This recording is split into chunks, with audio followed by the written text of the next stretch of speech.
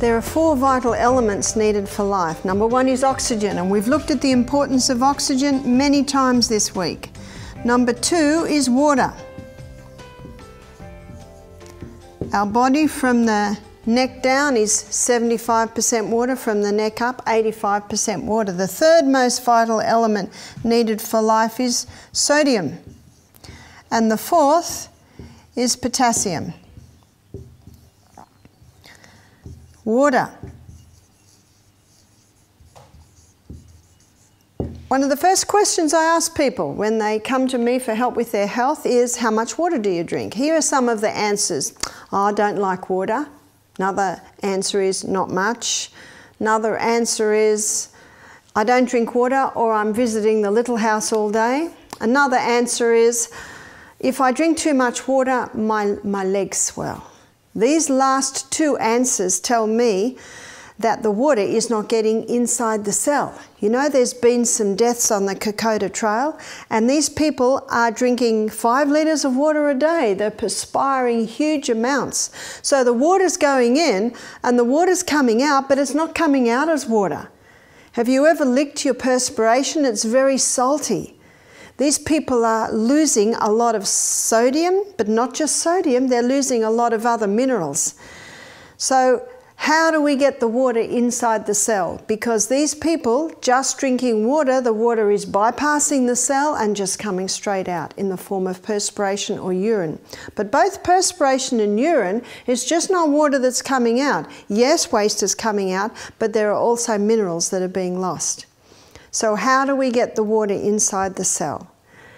To look at that, we need to go to the 3rd most vital element needed for life, which is sodium. We need to look at the way sodium is found in nature. Seawater contains 92 minerals.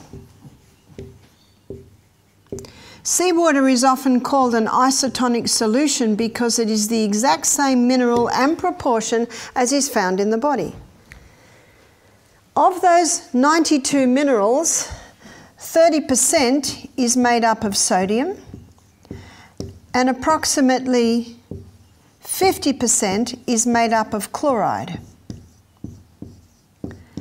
Because sodium chloride makes up the largest amount of the minerals, when the water is evaporated from the seawater, the first crystals formed are sodium chloride. And so what happens is usually that is scooped up, it is bleached white, aluminium is put with it so it runs freely. There's your table salt. Table salt contains 2 minerals, and those 2 minerals are sodium chloride. Sodium chloride are such harsh minerals that if you were to inject sodium chloride straight into the veins, you would kill the person. Sodium chloride, they are both essential to the body. Sodium's the 3rd most vital element needed for life, but we need to be taking sodium into our body the way it's found in nature, with all of its other minerals. The salt that we use is Celtic salt, and Celtic salt contains 82 minerals. That's pretty close. Where are the other 10? They're in such pico proportions, barely measurable, that it's impossible that a few are lost. But hey, 82 is still a lot closer to 92 than 2. As I said, sodium and chloride are both important. Sodium is used everywhere in the body. It's in its largest abundance on the outside of the cell. We call that extracellular fluid. And the largest concentration of mineral inside the cell is potassium. Potassium is found in rich abundance in all your fresh fruits and vegetables. Chloride, our hydrochloric acid, is made from chloride, so chloride is important. So often people are told that they need to stop salt. Why are they told to stop salt? Because they're having too much of the sodium chloride, too much of the table salt. And because it's in an imbalanced form, it's causing an imbalance in the body, right down at the cellular level. Sodium chloride are such harsh minerals that they kill the taste buds. They're harsh when they're by themselves. They're harsh when they're not balanced with all the other minerals. Have you noticed that people that use a lot of table salt, they put it on everything, and they put it on even before they taste the food? Do you know why? Because it kills the taste buds. No wonder they can't taste anything. So the more they use it, the more they have to use. Whereas Celtic salt, with all of its minerals, awakens the taste buds. You can get other salts like Himalayan salt. It has about 82 minerals. There's a Murray River salt, and they're both like pink flakes. It's got about, I think, 75 minerals. So there are a few salts. If you're not sure on the mineral balance of your salt that you're buying, just ring the manufacturer and ask him for a mineral analysis of his salt. No, salt is important. There's a verse in the Bible that talks about salt. It's Matthew 5, chapter 5, verse 13. It says, "Ye are the salt of the earth. If the salt hath lost its savour, wherewith shall it be salted? It is henceforth good for nothing but to be cast out and trodden under foot of men." How does the salt lose its savour? I would like to suggest that this salt has lost its savour. It's Old English. It's lost its minerals. And what does the Bible say it's good for? Henceforth good for nothing, but to be cast out and trodden under foot of men. No, we need salt as it's found in nature with all of its other minerals. And this salt brings a balance. When someone is not having enough potassium, and if someone is not eating any fresh fruits and vegetables, their potassium levels go down. And if that same person is putting table salt on everything with its high sodium and chloride, sodium levels rise. Notice that there's a bilayered membrane around every cell, and in that membrane there are sodium-potassium pumps that basically look like that. And these pumps are constantly working like this, causing the sodium and the potassium to be monitored at the right levels. But if someone is getting too much sodium and not having enough potassium, then the concentration of sodium rises, the concentration of potassium lowers, and because of osmosis diffusion, too much sodium starts to merge in to the cell. When too much sodium merges into the cell swells. There's your high blood pressure. Your doctor is right. Table salt will increase blood pressure. But the answer is not no salt, because if no salt happens, then sodium levels go too low, and the little bit of sodium that is found inside the cell, it drops too low, and then the cell swells. So no salt and table salt both can contribute to high blood pressure. We need to be having salt in its balanced form with all of its other minerals. And I think you'll agree with me, what's a baked potato without salt? What's avocado and tomato on sourdough spelt toast without salt? Salt awakens the food. And your hydrochloric acid is made from chloride. We cannot digest properly unless we're having adequate salt. Lining the gastrointestinal tract are villi. On those villi are receptor sites, and these receptor sites are to take the glucose through and into the blood. Inside that receptor site there is a carrier, and the carrier is the one that takes the glucose through and into the blood. But the carrier says, I will not accept you glucose unless you come with a molecule of sodium. When the sodium is present, then the carrier will take the glucose through and into the blood. Let me give you straight from the horse's mouth on this. This was a sentence in the Anatomy and Physiology book. Let me give it to you. Glucose, start again. Sodium is the main transport system of glucose across the brush border cell and into the blood. You will find that in every anatomy and physiology book. What's happening if someone's not having any salt? Well, there is a little bit of sodium in your food, in your fruits and vegetables. If there's not enough sodium around, not every bit of glucose can get into your blood, which explains why some people that go on a salt-free diet find their energy levels go down, because they're not getting the nutrients out of their gut as they should and into the blood. No wonder it's the most vital element needed for life. We need it. The salt that we use here at Misty Mountain Health Retreat is Celtic salt. And that Celtic salt contains 3 magnesiums. It contains magnesium bromide, magnesium sulfate, and magnesium chloride. Magnesium is a water-hungry molecule, so it's always trying to pull the water into itself. That explains why on a rainy day our salt can get quite moist, because magnesium is a water-hungry molecule. So when you put a crystal of the Celtic salt on your tongue and then drink a glass of water, when the crystal's on your tongue, even if it only be for a few seconds, then the mucous membranes in the mouth are absorbing, first of all, the magnesium. Remember, it's a water-hungry molecule. And that magnesium is taken via the blood straight to the cell, and it pulls the water inside the cell. It is the quickest way to hydrate a body, is to put that crystal of Celtic salt on your tongue, take that glass of water, and it ensures that the water is pulled inside the cell. I suggest that we do it at least once or twice a day. Here on the detox program, when guests are having the exercise program, especially in the summer, and then the steam bath at night, I advise they do it about 3 times a day. That would be about every second glass of water. If you put the salt into the water, the magnesium in the salt will absorb all the water into it, so you haven't got that free access of magnesium as easily as you put it on your tongue, which will take it and through the blood to the cell to pull that water inside the cell. When the water goes through that membrane, there's a little motor in that membrane, and as the water rushes through, that little membrane starts spinning, and the spinning of that little motor inside the cell gives us a unit of energy.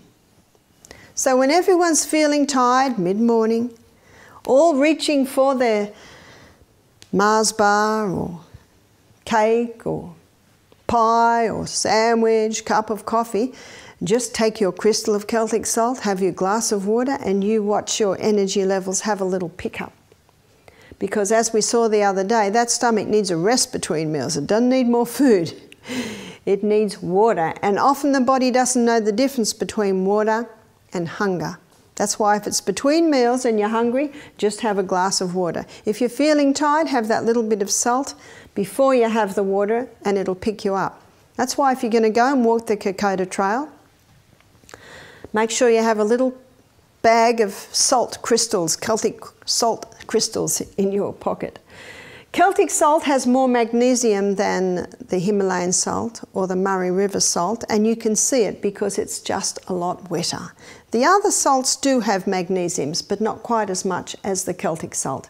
So if you're going to put the Celtic salt crystals into your grinder, just dry them out in the oven first before you put them into your grinder. When the weather's very, very wet, sometimes we have to take the salt out of our grinder 2 or 3 times a week, dry it out again, put it back into the grinder so that it can be ground at the table.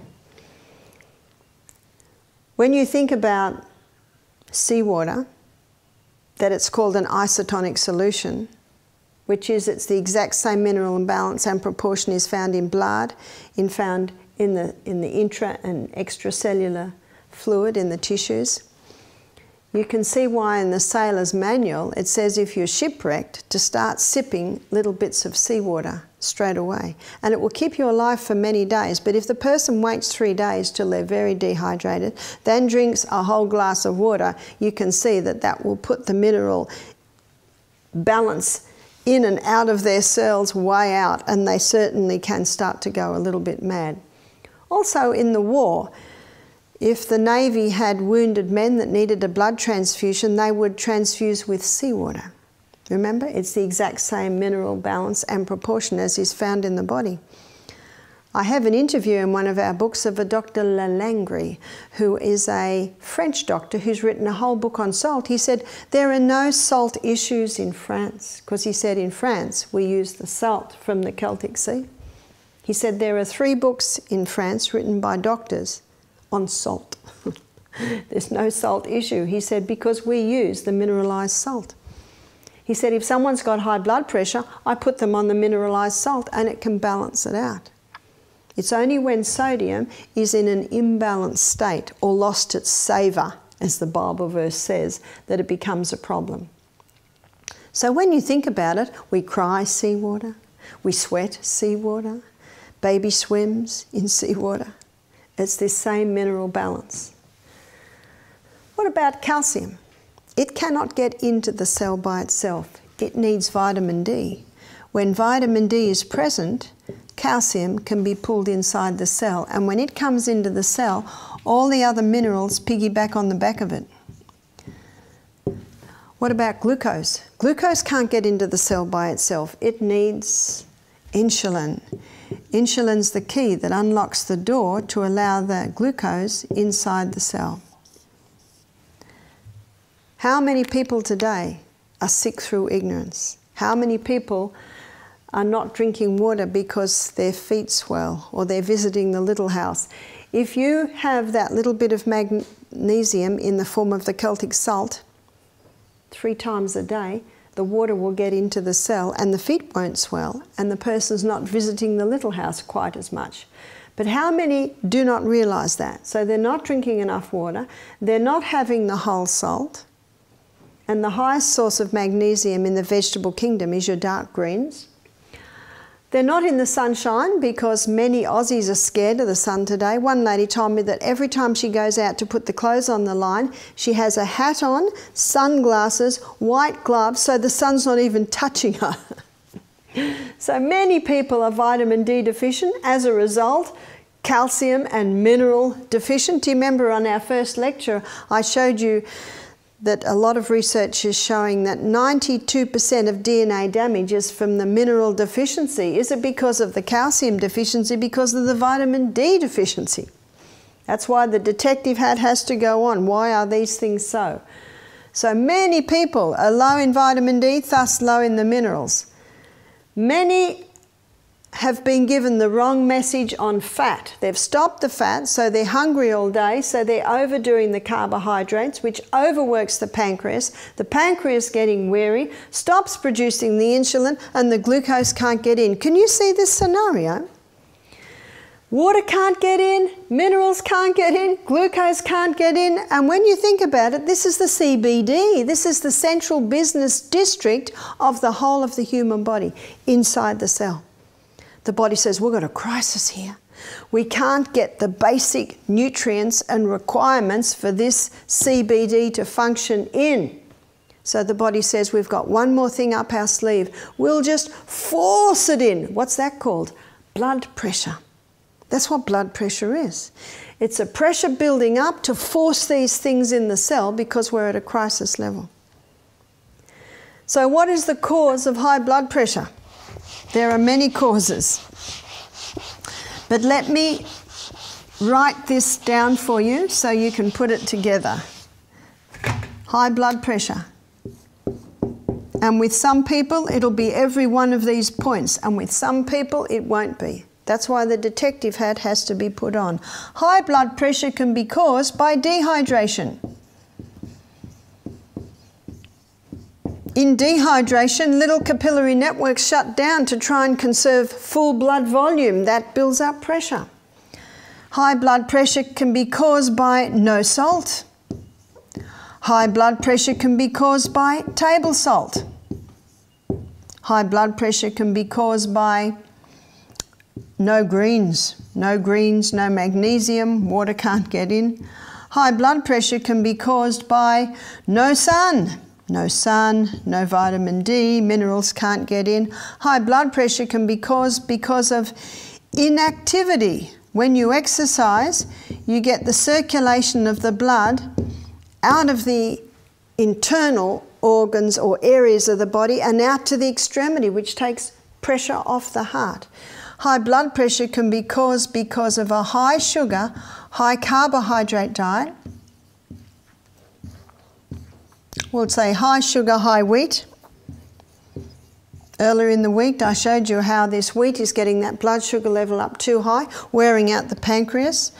It can be caused because of a no-fat diet. with probably small amounts of margarine, and of course no fat is referring nothing at all. No fat will say or margarine. Wow. You see, there's more to high blood pressure than meets the eye. High blood pressure can be caused of constant distress. I don't say stress because everyone has a bit of stress in their life, and one man said to me, I love stress, it keeps me working hard. I get heaps done. So then I had to define distress. Constant distress is wearing for the body. That's why if there's constant distress, you have to find out why and what can be done to alleviate that.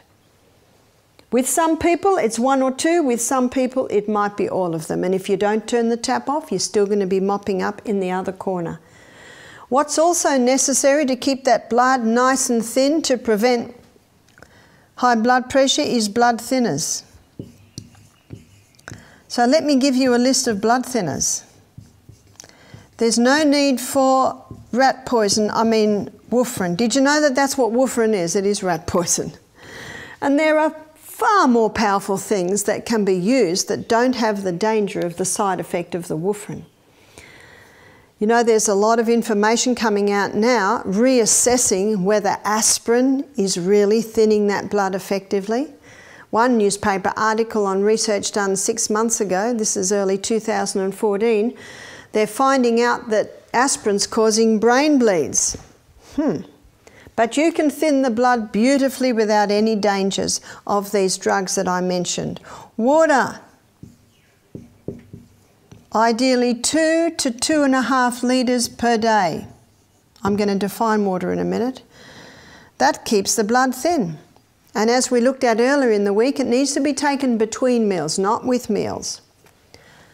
Celtic salt, or the whole salt, together with water, keeps that blood nice and thin. Cayenne pepper. Cayenne pepper is a remarkable herb. You might be familiar with Jethro Kloss's book, Back to Eden. Jethro Kloss devotes half a page to every herb, 10 pages to cayenne pepper, a remarkable herb. A fantastic blood thinner. It is known to strengthen arterial walls. It's even known to repair heart muscle. If you're not used to it, just have a little bit every day. You'll get used to it. I'm used to it now. One person said, but it burns. I said, not for long. Just for a few minutes. It'll pass. You know how the police were using capsicum spray? Do you know that after that experience, the criminal who got the capsicum spray in his eyes, he would have better eyesight? Yes, it debilitates. Oh, yes, it hurts. But the next day, he'd be able to see better. Yes, if you're brave, you can try it. Cayenne pepper in the eye. It doesn't sting for long, briefly, and it never hurts. One doctor in Back to Eden, he said it's impossible to abuse cayenne pepper and it will never burn. It feels like it is, but it will never harm the tissues. Garlic, there's a lot of information coming out now, has been really for the last 10 years, on what a powerful herb garlic is regarding the blood and regarding the heart. Another blood thinner is ginger. Ginger's a remarkable herb. It's a potent anti-inflammatory herb, but it also is a blood thinner. So you can grate some ginger, pour boiling water on it, delicious tea. Or you can put it in all your stir fries, put it in every legume dish, delicious. And yet it's thinning your blood. Omega-3, with its 3 double bonds, is a blood thinner. So there's your chia seed, there's your flaxseed, and the nut that is the highest in omega-3 is the walnut. So as you can see by my list here, there is no need to take drugs that have their possible side effects. We need to keep that blood nice and thin. Remember, it's the life of the flesh. We have a book in our library. We also sell this book, and it's called One of the Body's Many Cries for Water, and the whole book is on water. it would probably be one of the most interesting books that I have ever read. Dr. Batman Gehaldi, we'll call him Dr. B because it's a difficult name. He goes into every single organ, every single part of the body and how it is affected by full hydration and how it is affected by dehydration. There are two other titles to his book. Well, the first title is One of the Body's Many Cries for Water. The other title is He's Not Sick, He's Thirsty. Another title is Don't Treat Thirst with Medications. He was a political prisoner in India. I think it was early 80s, late 70s, early 80s. And in the hospital there were a lot of sick people and he only had one thing that he could use and that was water. So no matter what the problem was, he'd give them a glass of water. 15 minutes later he'd give them another glass of water. 15 minutes later he'd give them another glass of water. He only did it because that's all he had. But he noticed as the days and the weeks went by, people were recovering. People with constipation were no longer constipated. People with stomach ulcers were no longer suffering from stomach ulcers. You see, the lining of the stomach has a thick mucosa wall on it, and mucus is 99% water. And he shows in dehydration, it's one of the first places that we lose water, is the stomach. Inside that mucosa lining, there's sodium bicarbonate, designed to neutralize stomach acid if it tries to come through. Well, in this tiny little layer here, there's no sodium bicarbonate. So very easy for the hydrochloric acid to start eating little holes in the lining of the stomach. He claims at the writing of his book to have healed 3,000 cases of stomach ulcer with water alone. He shows that a glass of water half an hour before a meal thickens that mucosa wall. Our hydrochloric acid is made from water. Today is Wednesday. Yesterday, Tuesday, I needed to drink 2 glasses of water so my liver could make enough hydrochloric acid for breakfast this morning. Yesterday, I needed to drink 2 glasses of water, another 2, so my liver could make enough hydrochloric acid for lunch today. And if a person eats 3 meals, that's 6 glasses of water the day before just to make the digestive juices. Wow, that's only digestion. That's not even mentioning all the other body parts. You see, our water loss in a day, I looked at this a little earlier, so I'll recap it.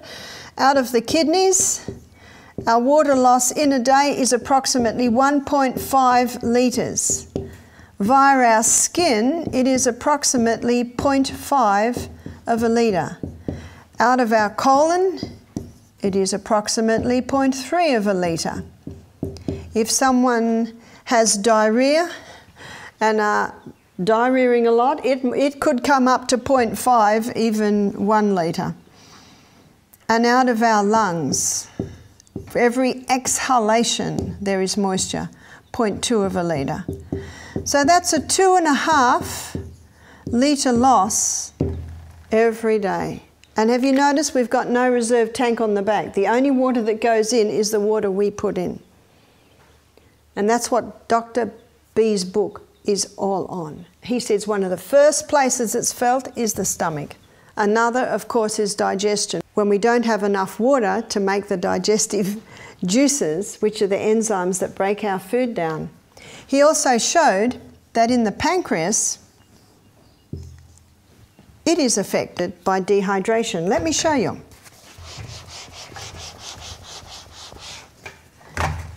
In the pancreas, it releases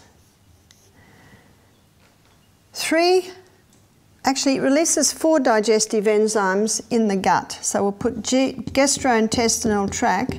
In the pancreas, pancreatic lipase is released and it does the final breakdown of fat. Pancreatic amylase does the final breakdown on starch. And trypsin, I'll just do a trip here, it does the breakdown of protein. And chymotrypsin, it also does the breakdown of protein.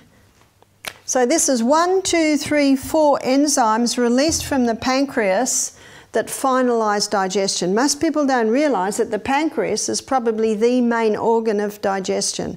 When people die of pancreatic cancer, they usually die of malnutrition because they haven't got the final breakdown of their food, so their food can't get out of their gastrointestinal tract and into their blood, so they basically die of malnutrition. The pancreas also releases 2 hormones from the blood, and this is glycogen and insulin. Now those hormones are released into the blood, and they're the ones that control our blood glucose levels. If they go too high, insulin gets it down. If they go too low, glycogen gets it up. These hormones are constantly balancing the glucose levels in our blood. Very important organ is the pancreas. All of these hormones and these ones here are made from water. So a person can develop diabetes, digestive problems, all because they're dehydrated. Let's move on down to the colon. One of the main functions of the colon is to take water out so stools are formed. If the body is dehydrated, more water gets taken out than should be taken out, then we get rabbit pellets, cement, basically there's constipation. Very difficult to have 3 evacuations a day, which Dr. Kellogg said is a necessity if you're having 3 intakes a day in a dehydrated person. Dr. B also showed that dehydration is felt in the brain. Our brain is a hydroelectric system. No hydro, no electricity. A person can suffer from depression, negative thought patterns, because they're dehydrated. Something else happens in dehydration with the brain, and that is the brain cells shrink. And when the brain cells shrink, that hurts. It hurts very much. When I say to people, do you get headaches? A common answer is, oh, only if I'm dehydrated. Dehydration is also felt in the lungs. Here are the little bronchioles. At the end of each bronchiole, there are alveoli, and they look like a little bunch of grapes.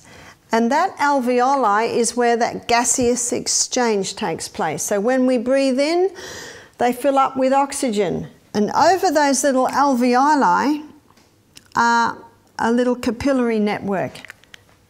And what the blood does is it picks up the oxygen and drops the carbon dioxide, then we breathe it out. It's a fascinating system. And Gray's Anatomy says we have 300 million of these. But in each little alveoli, there's a droplet of water. And because of the surface tension of water, do you understand the surface tension of water? When I trained as a hairdresser, I had to learn about surface tension of water. When you put water on your scalp, it doesn't really get through because of the oil. You put shampoo on, it breaks the surface tension of water, and of course it can get through. Because of the surface tension of water, and this little minuscule droplet of water in the alveoli, when you breathe out, the majority of your carbon dioxide is breathed out, and so you can get a full quota of oxygen back in. In dehydration, we don't have that little bit of water, so when the person breathes out, they can't breathe out all their carbon dioxide, so that when they breathe in, they're not getting as much oxygen as they could be getting. So here's another point with the most vital element needed for life. We need to be well hydrated to be able to get that oxygen, and we need to be having the proper salt and all of its minerals for the cell to utilize that water. So you can see they all interact with each other. We need all of them. I had a man do our program, it's a few years ago now, he's 44, and he had 3 main problems. He had a very congested chest. You see, in dehydration, to try and conserve the water loss with each breath, the little bronchioles shrink up. He had chronic headaches. You see, the cells shrink when we're dehydrated. And he had lower back pain. Did you know that 75% of our upper body weight is held in our lower back by water? So in a dehydrated body, there's not as much water there that should be there, and the back hurts. The lower back gets painful. So he had these 3 main problems. I said to him, how much water do you drink a day? He said, I don't drink water. I said, no water? He said, no, I don't drink any water. He said, I don't like it. He said, I have a lot of headache tablets and I drink it down with Coke and cups of tea and coffee. Aha.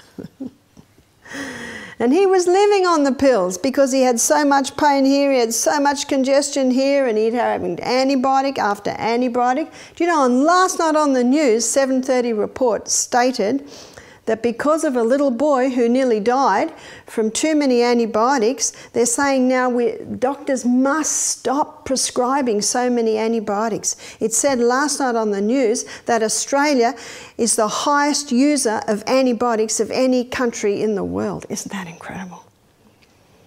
Can you see what's the use of the antibiotic if this man's remaining dehydrated? That's why the detective hat has to be put on. Why are these things so? I said, no water? He said, no water. I said, uh-huh. As he went through the program, he started drinking more water. He started to drink almost a litre a day. Now, the student might say to me, no, Barbara, he's supposed to drink at least 2, maybe 2.5 litres a day. I said, it's pretty good. Yesterday it was none. Build it up, little by little, build it up. By the end of the week, he was drinking 2 litres of water. He said, this is amazing. He said, I haven't had headaches for 2 days. He said, first time since I can remember. He said, my chest is getting a lot looser. And he said, my lower back pain is gone. Whoa. What was his problem? It was dehydration. Can you see if that point's not addressed? The osteopath who's trying to fix his back isn't going to go far. The doctor or the naturopath that's trying to fix his lungs aren't going to go far. The neurosurgeon that's taking scans of his brain to try and find out why it's working is not going to get anywhere when it's just water. If someone has headaches and say to me, but I drink 2 litres of water a day, my answer to that is, well, it's not the water. Let's go one step further and find out what it is. And it could be many things. That's why we have to be detectives. Have you ever seen Hercule Poirot, Agatha Christie's detective? He notes things no one else looks at. There's a little thread on the carpet. There's the little nick in the curtain. And everyone's rolling their eyes at the silly little things he's looking at. But in the final assessment of finding the, who did the crime, those little points in the puzzle turn out to be some of the most important pieces of information. We need to be private investigators. We need to be Hercule Poirots. We need to look at every point. I don't think we should run ourselves ragged finding every little point, but when you start investigating, you start to get an idea. And it was not hard to find out why this man was having his problems, especially at the end of the week when his lower back pain was gone, his headaches were gone, and his chest was almost totally clear. It can take a little bit longer for all that to come up. I saw him 6 weeks later. He jumped out of the car, he had a huge smile on his face. He had a big bottle of water in his hand. He said, 3 litres a day. He'd got his life back. It can be that simple. And that's why anyone that comes to me for help, I go through these 8 laws, because these are the true remedies. And often you can find little glitches here and there that give you an indication of why these things are so. A friend of Michael's is a bricklayer, and he rang up Michael the other day. He's a bit of a rough bloke. He said, I got this lower back pain. He said, I've been to the chiropractor, he can't fix me. He said, all the blokes on the job site are getting it. Michael said, what do you drink? He said, we all drink Coke. How much Coke do you drink a day? A couple of litres. Michael said, well, I've got a simple little test that you can try. Get rid of the Coke and drink water. He said, water? I said, is it just water? Michael said, do you remember that one? Remember what you used to drink? He said, righto, we've got nothing else to lose. Do you know, within a couple of days, all the men had no lower back pains. All the men were coming alive. The work on the workforce improved. The output improved. They were all so happy. What was the change? It was just water. One of the problems with things like Coke, and coffee. They contain two major dehydrating agents, which is the caffeine and the sugar. And so even if the person drinks 1 or 2 glasses a day, they're still not getting hydrated because the coffee and the Coke are taking it all away. It must be water and water alone. What's the best water? Well, the best water is pure water. And most taps today contain water that has fluoride and chlorine in it. The chlorine's not a huge problem because if you pour a jug and put it on the bench, within half an hour the chlorine has all evaporated. But there is a problem with the fluoride. So we must get water filters. I think reverse osmosis is the main filter. There could be more. Please do a search on it. I can't assure you because I don't know enough about water filters because we've never used one because we've always had the rainwater or the creek water. We have beautiful water here. So very important to drink good water. One man said to me, what about an alkaline water machine? Well, as you saw yesterday in our acid alkaline lecture, alkaline is very important. But alkaline water is not going to do a huge amount if the person is eating a lifestyle that is all acid, eating a food program that's all acid, or partaking of a lifestyle that is all acid. It is true, an alkaline water can be a contributing factor in the whole picture. So water, we need water. It's a not negotiable subject. You just got to find out how to get it in. I never used to drink water. I was breastfeeding or pregnant non-stop for 14 years. My last baby, I breastfed for 3 years and I hardly ever drank water. I drank maybe 1 or 2 glasses a day. I commonly had headaches, commonly had migraines whenever we travelled. I hated travelling in the car because I always had a terrible headache at the end of the day. I also used to get terrible sinus problems. Do you know I don't get any of that now? When I discovered the importance of water drinking, little by little I started to implement it. I used to say to my friends, I've just discovered a new medicine. The kids aren't getting colds anymore, a whole lot of things happening. And they said, what is it? I said, water, just water. How many people get up in the morning and they don't have water? And in the morning is the most dehydrating time of the whole day. The best way to take water in is little by little by little by little. Your body can utilize it better. It's like a plant. If this plant was dry and I put 500 ml of water in there, we know where it would go. It would all run out the bottom. But if I put a half a cup in and then I come back and put another half cup in, then I come back and put another half cup in, I can maybe get nearly a litre in there without any running out. And it's the same with the body. Little by little is the best. The only time I will drink a whole glass of water at once would be when I wake up in the morning. Have you ever slept on a mattress on the floor and in the morning you lift up the mattress and it's all damp underneath? That's the water that you have lost in the night. That's why you have to be very careful of your bedroom because of the water that's coming out of your body in the night. That's why we always fold the bedclothes back and allow the bed to have a good air, have the windows open. It's even better if you can have a bedroom that has sun coming into the bed to purify it and air it. Important to try and get the mattress in the sun at least once a year. Change your mattress protectors. Also be cautious of under the bed. Always should have slats or wire which allows the moisture that you lose in the night to come away. Many people are tired when they wake up because of the air in their bedroom. You must very, very careful on the air in the bedroom and as we looked at earlier, the electromagnetic field in that bedroom as well. So water is lost every day, water must be replaced. And here is a good rule of thumb, 25 kilo of body weight, not 2 kilo. 25 kilo of body weight to 1 litre of water. That's a good rule to assess how much water the children drink, and it's also a good incentive for weight loss, isn't it? I always said to my children when they wake up, and I say to my grandchildren now, have you watered your garden yet? What's the garden? Of course, it's that lovely flora inside your gut. In that catalyst program called Gut Reaction, one professor said, there's a literal jungle in there. So I say to my grandchildren, have you watered your garden yet? And they come up in the morning and say, Grandma, we've watered our garden. I said, I'm so pleased.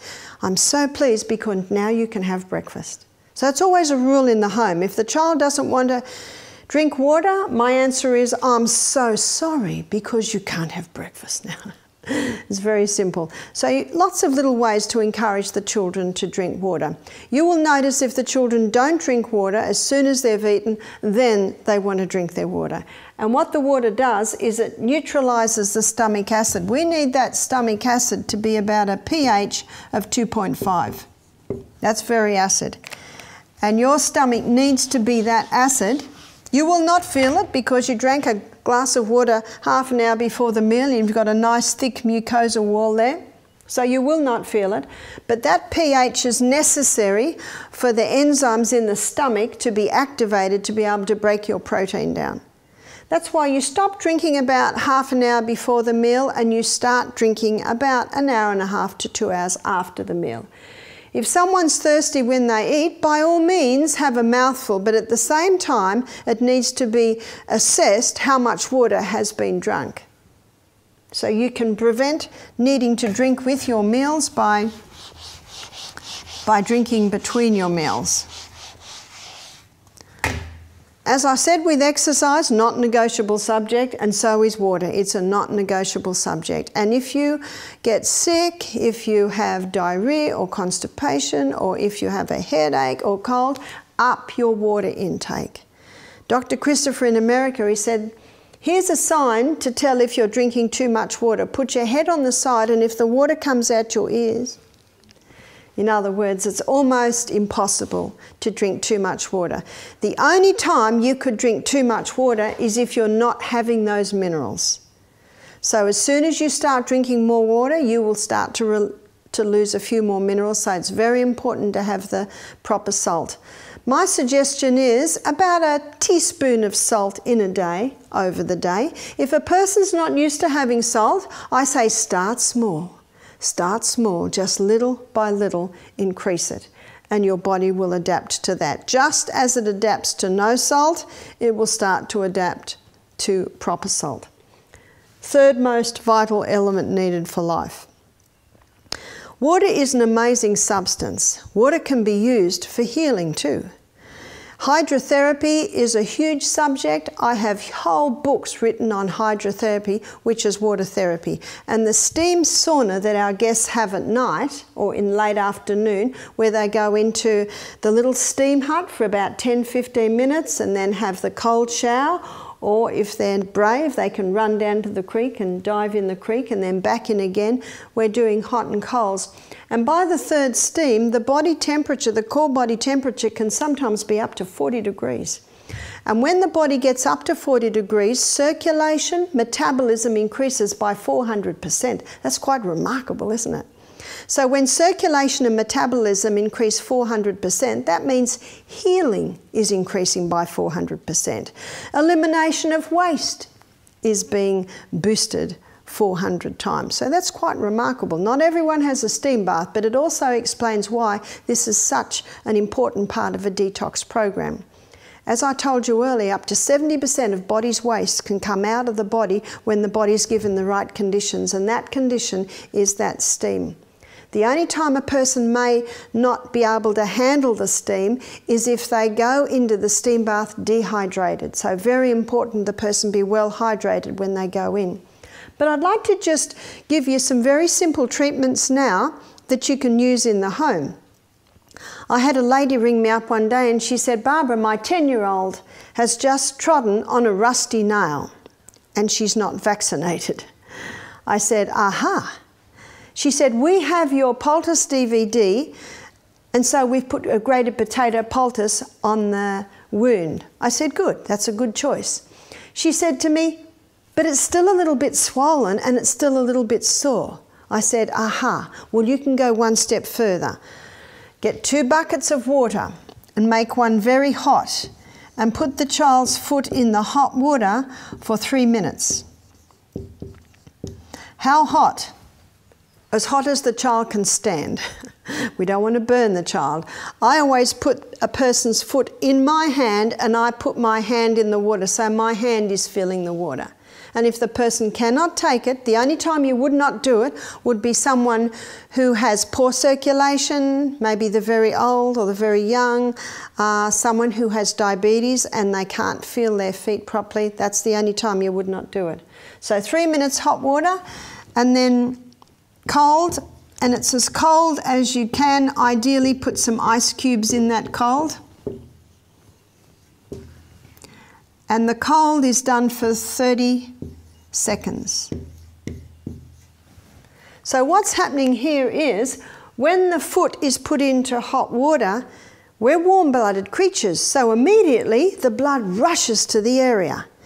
And when the blood rushes to the area, fresh blood's coming in, and fresh blood is bringing more oxygen, more nutrients, more water, more white blood cell, and as it pushes the old out, it's throwing off the waste. Can you see that? Now after 3 minutes, the blood starts to slow down, because that's what happens when we're in a hot bath, isn't it? We start to slow down to the point of sleep. And so you pull the foot out of the bucket and into the ice cold. Will that wake it up? Woo. We are warm-blooded creatures, and whenever cold touches our body, there's a reaction. And basically the body's going, whoa, cold, it has the potential to kill us, quick, move fast. Can you see that's the reaction? Now within 30 seconds, the reaction has died down and the blood can start slowing down. So we put it back in the hot and wake it up again. So whenever you do the hot, you have a kettle of boiling water there, and while the foot or the hand or whatever you're doing is in the cold, you heat up the hot with a bit of boiling water. Again, test it, test it. You do this whole thing 3 times. Always starting with the hot and always finishing with the cold. You see, finishing with the cold equalises the circulation, closes pores, prevents chilling. The only time we've had someone faint in our steam bath is they had the steam and they didn't want to have the cold shower, so they went and stood in the cool air and then came back in. Cool air does not do what cold water does. It's the reaction of the cold water on the blood, and that doesn't happen with cold air. If someone says, well, I want to do the steam but not the cold, I say, well, I'm sorry, you can't do it. Because you'll be in trouble if you don't finish with that cold. It's only quick. It's only quick. So the lady did this to her little girl that had trodden on the rusty nail. 3 minutes in the hot, 30 seconds in the cold, 3 times. And then I said, put the grated potato on.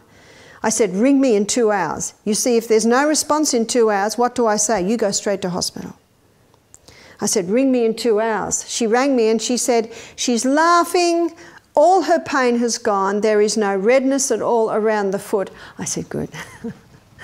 My suggestion would be, with this girl, to do hot and colds maybe 3 times a day, and you probably only need to do the grated potato poultice overnight. I always say, watch the body's reaction, and if your body says yes, remember, you're the doctor. Are you getting relief? I'll tell you another story similar. I was in New Zealand and I was seeing a lady. She brought her 7-year-old boy in. He was just with her while she talked to me. And my eye immediately went to his finger. Now this finger, the joint was all swollen, it was red, and there was like a white pussy bit on top. I said, what's the matter with the finger? She said, well, the doctor says it's cellulitis. You know what cellulitis is? Inflammation of the cell. I said, yes, I can see that. But what am I asking now? Why? Because that wouldn't have happened for no reason. She said, oh, a few days ago, he had a blister on his finger and he was playing in the dirt and the blister broke. Are we starting to see what happens? Aha. I said, what have you been doing? It wasn't a few days ago, it was actually a few weeks ago, because she said he's on his 2nd course of antibiotics. He's having to take painkillers at night to sleep and sleeping tablets. So he's on 3 medication and he's 7. I said, do you mind if I try something? She said, not at all, not at all. Now I got the permission of the child. Always get the permission of the child, because a man convinced against his will be of the same opinion still. I always use the will. I said, can I do this? Can I just do the hot and colds? I told him what I was going to do. I explained it. He nodded. And I got 2 cups. He could not take the hot, so we made it a bit colder. He could not take it until he could bear it. When he could bear it, after 3 minutes, we put his finger in ice cold. While he's in there, we put hot in the little hot mug. And then I said, get your good finger and put your good finger in there so that your brain can assess that that's not that hot. Yes. And this time, his sore finger could bear the hot. He did it 3 times. By the end of it, a smile came to his face. In 15 minutes, we had reduced the pain by 50%. 15 minutes. What did we do? We just got fresh supplies of blood in, which took the old blood out. It's very simple. And then I grated a potato and I put it on his finger. His mother rang me the next day. She said, this is amazing. He woke up in the morning and said, can I do more hot and colds? See, he'd experienced the relief. She said, by the end of the next day, by the 2nd grated potato poultice, all the junk came out. He had no more pain. And if he does get pain, what does he do? Just goes back to this. She said, what will I do with the antibiotic? I said, I'll leave that up to you. I can tell you what I would do if you would like to ask. She was so excited. It's so simple, isn't it? It's incredibly simple. So water's not just a powerful thing to take into our body, we can use it externally to bring relief with simple ailments. And before I close, I'll just give you one last one, which every home should know this remedy. And this is a straight hot foot bath. And it's done for a headache. It's done for a headache. It's done for if someone's highly stressed. It's done if someone has a congested chest or problems in their abdomen. You see, our head, our chest, and our abdomen have a reflex in the feet. And often there's congestion of blood if there's a problem here or in the head. So you put your feet in hot water and basically the brain goes, whoa, the feet need help, send extra blood down. So it takes the blood from the congested area. We have many guests come here that have headaches from caffeine withdrawals. So we're doing lots of hot foot baths. 20 minutes in the hot foot bath, maybe every 5 minutes another little bit of boiling water. When the hot foot bath finishes, they put their feet up and you pour cold water over their feet and then dry it. Very simple treatment. Very simple. If someone's stressed out, bad headache, congestion in these areas, that's called a straight hot foot bath. You'll never look at water the same again, will you?